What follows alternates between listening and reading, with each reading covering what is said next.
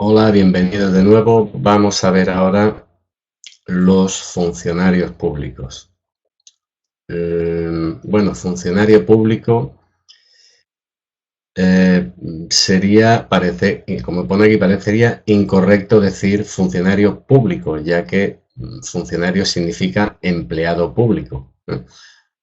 Por lo que se estaría cometiendo una redundancia, pero así se nombra en la Constitución española, funcionario público. Bien, ¿qué es un funcionario público? Un funcionario es aquel trabajador que tiene un estatuto especial, una relación estatutaria especial, que desempeña funciones en un organismo público del Estado, de las comunidades autónomas, de la administración local, de entidades de derecho público vinculadas a administraciones públicas, a cualquier administración, o de universidades públicas. El Código Penal considera funcionario público, dice, se considera funcionario público todo el que por disposición inmediata de la ley o por elección o por nombramiento de autoridad competente participe en el ejercicio de las funciones públicas. Y la Constitución española habla de los funcionarios públicos, dice que la ley regulará este estatuto que tenemos aquí abajo, el acceso a la función pública de acuerdo con los principios de mérito y capacidad, las peculiaridades del ejercicio de su derecho a sindicación, el sistema de incompatibilidades y las garantías para la imparcialidad en el ejercicio de sus funciones. Bien, llegamos al Real Decreto Legislativo 5/2015, por el que se aprueba el texto refundido de la Ley del Estatuto Básico del Empleado Público. Bien, el funcionario es un tipo de empleado público, ¿no? Es el empleado público por antonomasia, pero es un tipo de empleado público, el más característico. Pero ahora veremos que hay más tipos de empleados públicos. Bien, un funcionario tiene estas características. Es decir, está nombrado por ley, elección, autoridad competente, como acabamos de leer, es decir, tiene un nombramiento legal. Su nombramiento tiene que ser legal. El funcionario está vinculado a una administración pública u organismo que dependa directamente de administraciones públicas, figuran en plantilla del personal y tienen carácter permanente. El funcionario es permanente. Sus retribuciones son fijadas por ley en los presupuestos generales del Estado según su nivel o cargo. No se rigen por el derecho laboral común, se rigen por el derecho administrativo. Y por el estatuto. Se agrupan en cuerpos, escalas y especialidades. Bien, hay funcionarios que tienen una legislación específica y a los cuales solo se les aplica el Estatuto Básico del Empleado Público subsidiariamente. Estos son, pues, los que tenemos aquí: funcionarios de las Cortes, funcionarios de órganos constitucionales, Administración de Justicia, Fuerzas Armadas, militares, fuerzas y cuerpos de seguridad del Estado, policía, el Centro Nacional de Inteligencia, los espías, Banco de España, Fondo de Garantía y personal retribuido por arancel, que son notarios y registradores. Este personal tiene una legislación específica y muy parecida al Estatuto del Empleado Público, y se aplica subsidiariamente el Estatuto del Empleado Público concretamente a estos funcionarios. Bien, el texto refundido del empleado público divide a los empleados públicos en 4 categorías, que son los funcionarios de carrera, los funcionarios interinos, el personal laboral y el personal eventual. Estas son las 4 clases de empleados públicos en las que se divide el texto refundido del estatuto. Entonces, el funcionario de carrera, como ya hemos visto, es quienes, en virtud de nombramiento legal, están vinculados a una administración pública por una relación estatutaria, regulada por el derecho administrativo, para el desempeño de servicios profesionales retribuidos de carácter permanente. Bien, el funcionario de carrera, los funcionarios de carrera se dividen por grupos. El grupo A tiene el subgrupo A1 y el subgrupo A2 para los que se pide el título de grado. Actualmente, el grupo B se pide el título de técnico superior y el grupo C, que tiene los subgrupos C1 para el que piden bachiller y el subgrupo C2 para el que se pide educación secundaria. Luego tenemos las agrupaciones profesionales para las cuales no se pide titulación. Estas agrupaciones profesionales eran del antiguo grupo E. Bien, además de los funcionarios de carrera tenemos los funcionarios interinos, y son los que por razones expresamente justificadas de necesidad y urgencia son nombrados como tales para el desempeño de funciones propias de funcionarios de carrera, cuando se dé alguna de las circunstancias: la existencia de vacantes, de plazas vacantes, cuando no sea posible su cobertura por funcionarios de carrera, la sustitución transitoria de los titulares en caso de enfermedad, etcétera, de bajas, y también la ejecución de programas temporal que no podrán tener una duración superior a 3 años, ampliable 12 meses. Y también por el exceso o acumulación de tareas por un plazo máximo de 6 meses dentro de un periodo de 12.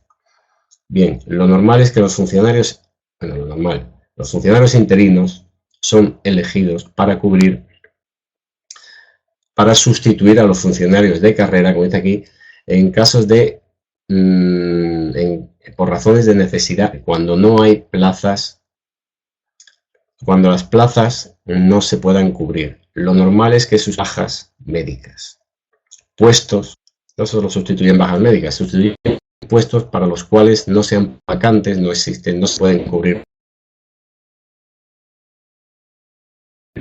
Normalmente los interinos son los que han aprobado la oposición, pero no tienen plaza. Entonces entran en una bolsa de trabajo y a medida que las administraciones vayan necesitándolo, pues los van llamando para sustituciones, etc.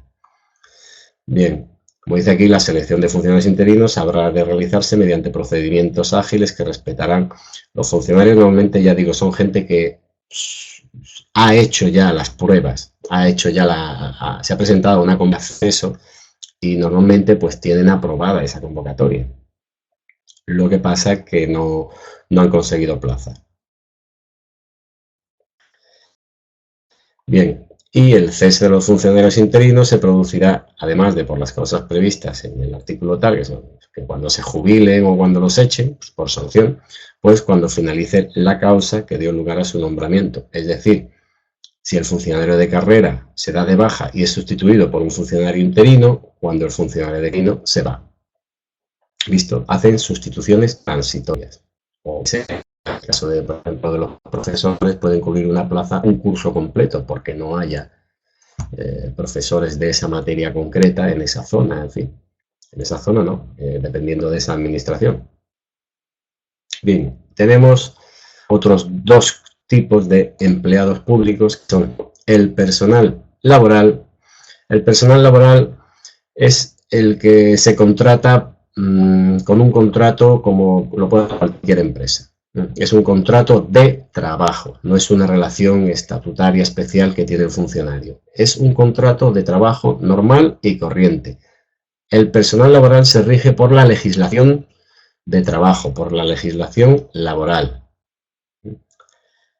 en cualquiera de las modalidades de contratación previstas en la legislación, igual que cualquier empresa.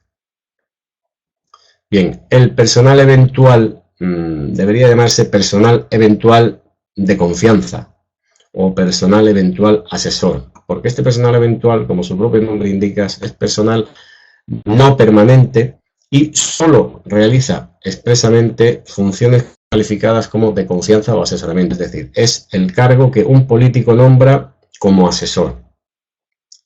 Su nombramiento y cese serán libres, evidentemente. Y de todas formas, si ese cargo, esa autoridad, a la que presta función este personal asesor de confianza, ese cargo cesa, pues el personal asesor también cesa, junto con él. La condición de personal eventual no podrá constituir mérito para el acceso a la función pública o para la promoción interna. Y bueno, a este personal eventual de asesoramiento o de confianza, cuando le será aplicable en lo que le sea adecuado a la condición, también el régimen de los funcionarios de carrera. Entonces, como hemos visto, tenemos funcionario de carrera, funcionario interino, funcionario personal eventual y el personal laboral, que no tiene nada que ver con los funcionarios, salvo que también pues, trabaja para la administración pública.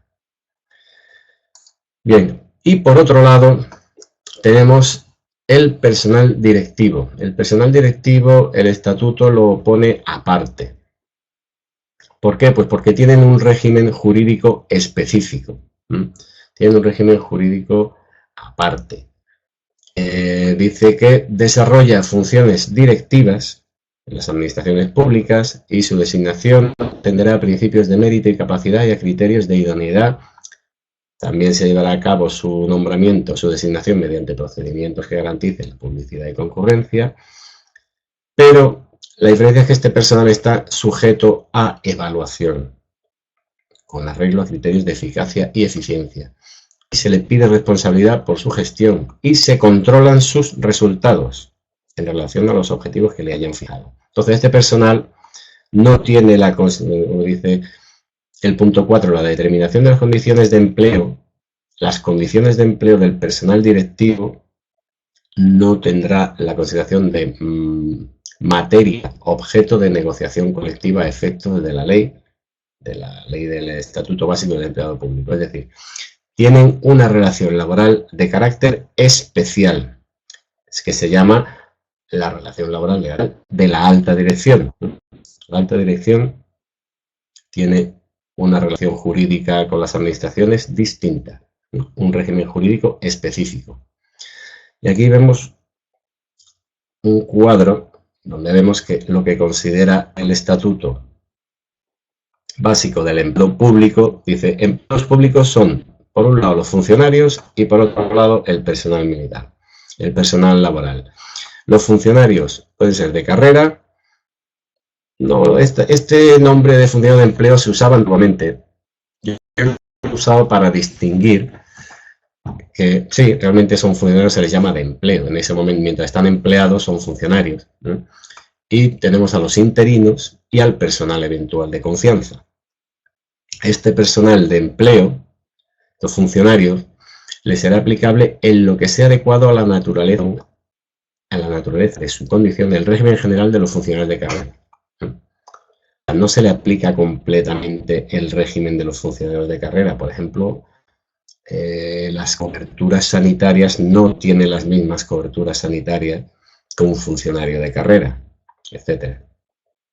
Bien, y por otro lado, el estatuto separa lo que son empleados públicos, funcionarios y personal laboral, de personal directivo.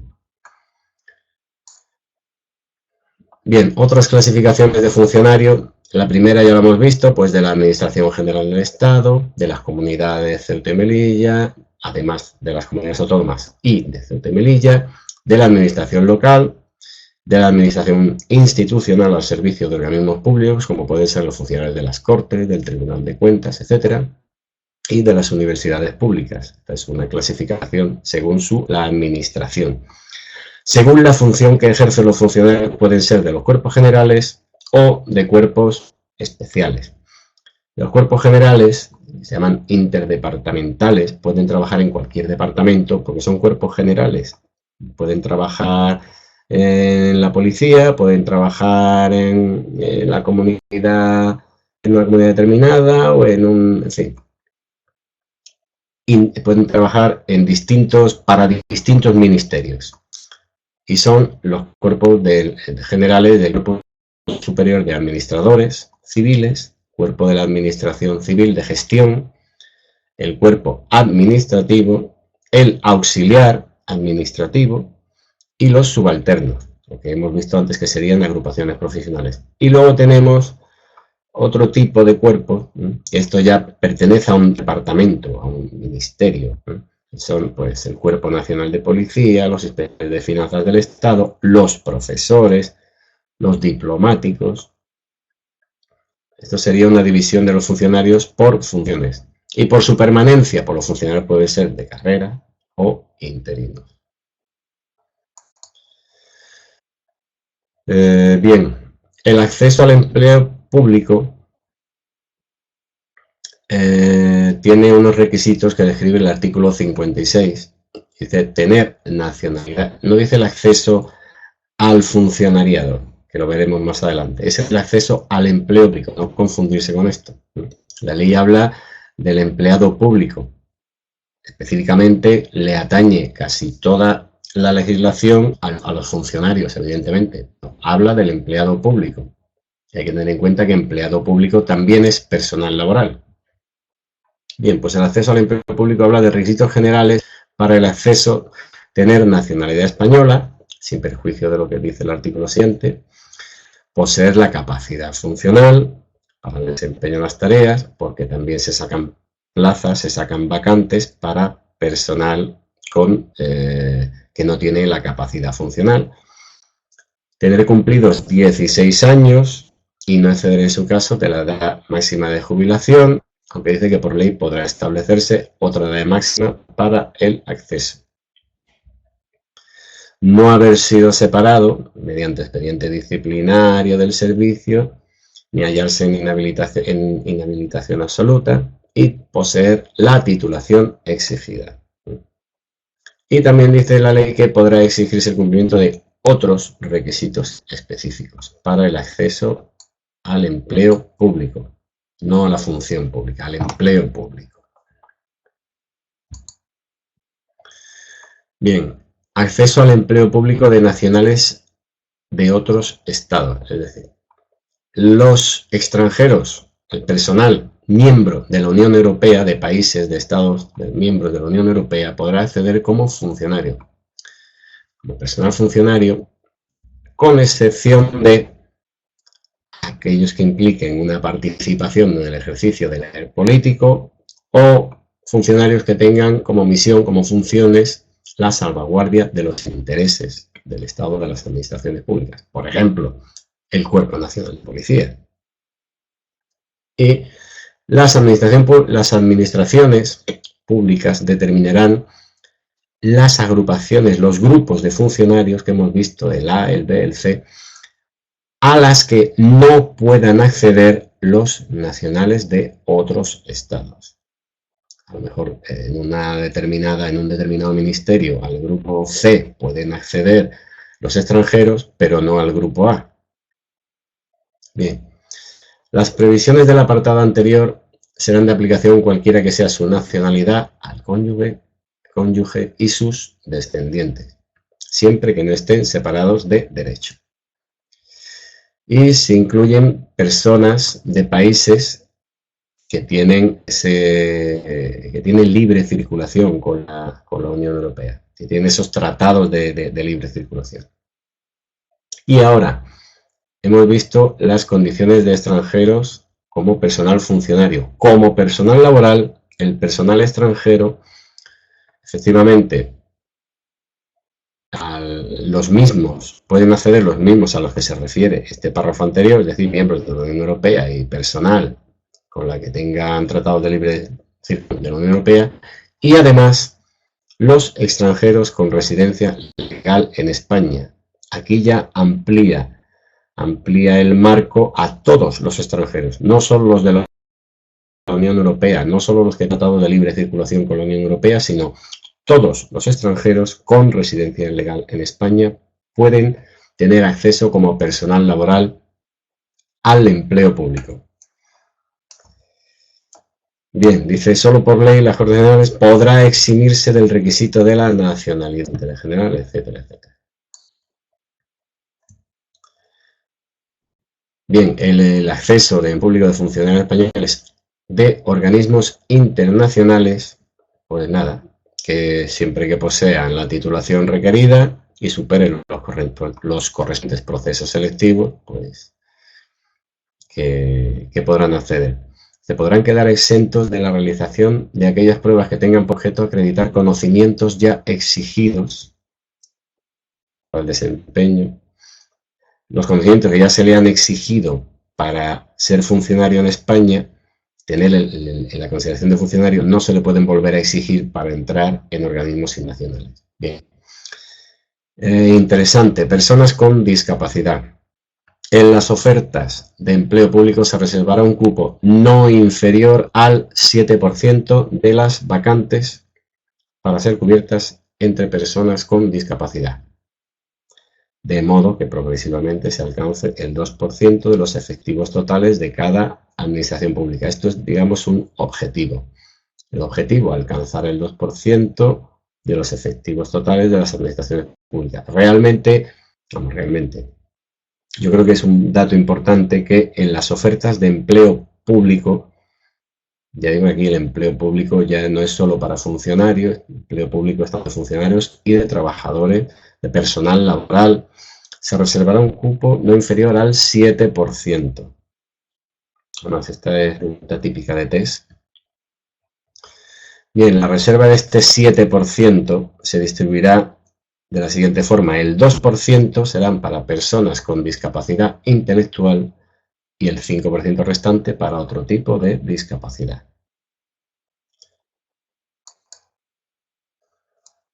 Bien, los órganos de selección. Los órganos de selección serán colegiados, es decir, será un grupo de personas. No puede ser el director general de una agencia o de una institución el que diga yo soy el que va a examinarlos, ¿no? Tiene que ser colegiado. Imparcialidad y profesionalidad. Y se tenderá a la paridad entre hombre y mujer. No podrán formar parte de los órganos de selección el personal de elección o de designación política, que prácticamente es lo mismo que el personal eventual o los funcionarios interinos. Es decir, ¿qué me está diciendo? Pues que los órganos de selección, a ser posible, yo no sé quién, además de los funcionarios de carrera, no sé quién más puede formar parte, porque si quitamos al personal de designación política, quitamos a los funcionarios interinos y al personal eventual, está hablando de funcionarios de carrera o de personal laboral, evidentemente que tenga, como dice aquí, profesionalidad, que tenga una formación sólida. Bien. La pertenencia a los órganos de selección será siempre a título individual, no puede ostentarse representación, evidentemente. Ni puede acudir a formar parte de un órgano de selección por cuenta de otro.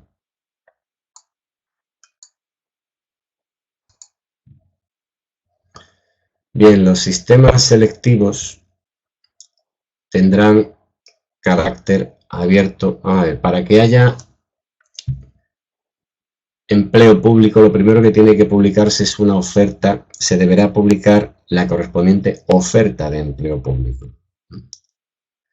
Y ahora, ese proceso ya empezaría correctamente, ya tendría un carácter abierto y se garantiza la libre concurrencia, sin perjuicio de lo establecido para la promoción interna. Promoción interna, ya sabéis que es facilitarle a los que ya han entrado de alguna forma en la administración pública el ascenso o el cambiar de categoría de grupo profesional, sin perjuicio de la promoción interna y de las medidas de discriminación positivas previstas en este estatuto. Discriminación positiva, pues, hombre, yo entiendo que puede ser la reserva de un cupo del 7% para personas con discapacidad, y no sé si hay alguna medida más de discriminación positiva. Bueno, la paridad quizá en los órganos de selección. Bien, Las pruebas pueden completarse con la superación de cursos, de periodos de práctica, con la exposición curricular por los candidatos, con pruebas psicotécnicas o con entrevistas. Igualmente podrá exigirse reconocimientos médicos o pruebas físicas. Los sistemas selectivos de funcionarios de carrera serán los de oposición, concurso y concurso-oposición. La oposición son las pruebas de capacidad, exámenes. El concurso solo se hará con carácter excepcional, que es la valoración de méritos. Las titulaciones que uno tiene, dónde ha trabajado, etcétera, etcétera. Y el concurso oposición, pues es la mezcla de los dos anteriores. Se valoran los méritos, cuántos carnet de conducir tiene usted, cuántas medallas le han puesto, cuántos títulos tiene usted o cuánto tiempo ha trabajado en determinados sectores. Eso es mérito. Y las pruebas de capacidad, el examen del temario que se te pide, el concurso oposición. Y nos dice también que para el personal laboral serán los mismos. La selección del personal laboral será también la oposición, concurso, el concurso oposición. Los órganos de selección no podrán proponer el acceso a la condición de funcionario de un número superior de los aprobados, al de las plazas convocadas. Esto lo suele poner incluso la misma convocatoria, ¿no? El órgano no puede proponer más plazas, más aprobados que las plazas que hay, excepto cuando así lo prevea la propia convocatoria. Y cuando se produzcan renuncias de los aspirantes antes de su nombramiento o toma de posesión, las bajas podrán cubrirse. Normalmente esto también lo contempla la convocatoria. Bien. Ahora sí, adquisición de la condición de funcionario de carrera. Ya no estamos hablando de empleo público, estamos hablando de funcionario de carrera. La condición de funcionario de carrera se adquiere por el cumplimiento sucesivo, uno detrás de otro, de los siguientes requisitos. La superación del proceso selectivo, aprobar el examen, el nombramiento por el órgano o autoridad competente que será publicado en Diario Oficial, el acto de acatamiento a la Constitución y, en su caso, Estatuto de Autonomía correspondiente y del resto del ordenamiento jurídico, y, por fin, la toma de posesión dentro del plazo que se establezca para la toma de posesión. A efectos de lo dispuesto en el apartado 1b de su nombramiento, no podrán ser funcionarios y quedará sin efecto las actuaciones relativas a quienes no acrediten, una vez superado el proceso selectivo, los requisitos y condiciones exigidos en la convocatoria. Es decir, han entrado en la convocatoria con datos no cumpliendo los requisitos. Por ejemplo, están sobrepasando la edad o no tienen la edad, o no, pues sobre todo, no poseer la titulación necesaria, etcétera, etcétera. Bien. ¿Cómo se pierde la condición de funcionario? Pues aquí tenemos 5 causas por las cuales se pierde la condición de funcionario de carrera. La renuncia de funcionario, que tiene que ser por escrito, y esta renuncia no podrá ser aceptada si tiene abierto cualquier expediente disciplinario, auto de procesamiento o juicio oral, porque normalmente la renuncia, si tiene abierto cualquier expediente, es sería para evitar la sanción. Dice, antes de que me sancionen, renuncio. Entonces, no se puede aceptar la renuncia si tiene abierto un expediente, y si renuncia voluntariamente, pues puede volver a ser funcionario. Yo he dejado de ser policía y quiero ser guardia civil, o quiero ser auxiliar administrativo de la administración. Yo renuncio a una condición de funcionario de un tipo y puedo volver a ser funcionario o de lo mismo. Bien. Se pierde la condición de funcionario por la pérdida de la nacionalidad española de la Unión Europea o de países con tratado de libre circulación, si ha sido contratado siendo extranjero, y salvo que simultáneamente se adquiera otra, pues también de la Unión Europea o de países con tratado de libre circulación. Bien, se pierde la condición de funcionario por jubilación. Esta jubilación puede ser voluntaria, forzosa o por incapacidad permanente. Voluntaria, pues a los requisitos aplicables. Hay funcionarios que se jubilan a los 58, a los 61, a los 63, dependiendo de su cuerpo, escala, etcétera, le permiten que se jubile antes. La jubilación es forzosa al cumplir 65 años, se declara de oficio cumplir 65 años, aunque se podrá solicitar la ampliación hasta los 70 años, dependiendo también del tipo de funcionario que se sea. Y la jubilación, pues también por incapacidad permanente, absoluta o total. Absoluta es para toda profesión, o total, pues para la profesión habitual. Es un jubilado. Deja de pertenecer al ministerio al que pertenezca y pasaría a pertenecer, creo recordar que los jubilados pasan a Hacienda. Bien, la sanción disciplinaria de separación del servicio que tuviera carácter firme, solo para faltas muy graves, inhabilita, y esta sí que inhabilita para un nuevo ingreso de la administración. Si esta se pierde la condición de funcionario y no se puede volver a entrar a ingresar. La sanción disciplinaria de separación de servicio. A quien sea castigado con la separación del servicio. Siempre que tenga carácter firme. Bien, y también la pena principal o accesoria de la inhabilitación, absoluta o especial. Absoluta es sobre todo los empleos y cargos, y especial empleos y cargos especificados en la sentencia. Y también cuando tuviere carácter firme. ¿Cuál es la diferencia entre esta separación del servicio y la inhabilitación? Pues que, como veis, en la separación del servicio no se puede volver a entrar en la administración, y en la inhabilitación una vez que se va a intentar ingresar como funcionario.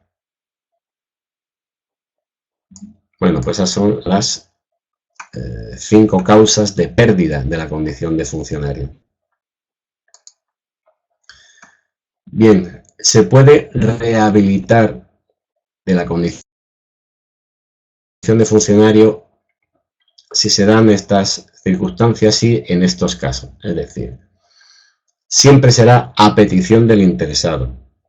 Una vez desaparecida la causa que motivó la extinción de servicio, y en estos casos yo he perdido la nacionalidad, pero vuelvo a recuperar la nacionalidad, necesito ingresar, que me rehabiliten, y será concedida siempre. No hay motivo para no conceder. Y la jubilación por incapacidad permanente para el servicio, pues en caso de que yo me recupere de mi lesión física, pues solicito mi rehabilitación como funcionario y se me debe de conceder. Y por otro lado también están los condenados a la pena principal o accesoria de inhabilitación. Los condenados a la pena de inhabilitación son los órganos de gobierno de las administraciones los que podrán conceder con la rehabilitación. Como hemos visto aquí, la inhabilitación se puede volver a intentar, o te pueden habilitar un órgano de gobierno de la administración pública con carácter excepcional. Como dice aquí, si transcurrido el plazo para dictar la resolución no se hubiera producido esta resolución de forma expresa, pues se entenderá desestimado. Bueno, y por último, tenemos aquí las situaciones administrativas de los funcionarios de carrera. Las situaciones administrativas todo funcionario se tiene que hallar en una de estas situaciones. Vale, es que si está trabajando, está en servicio activo, puede ser que esté en servicios especiales cuando está trabajando al servicio de organizaciones internacionales o cuando está ocupando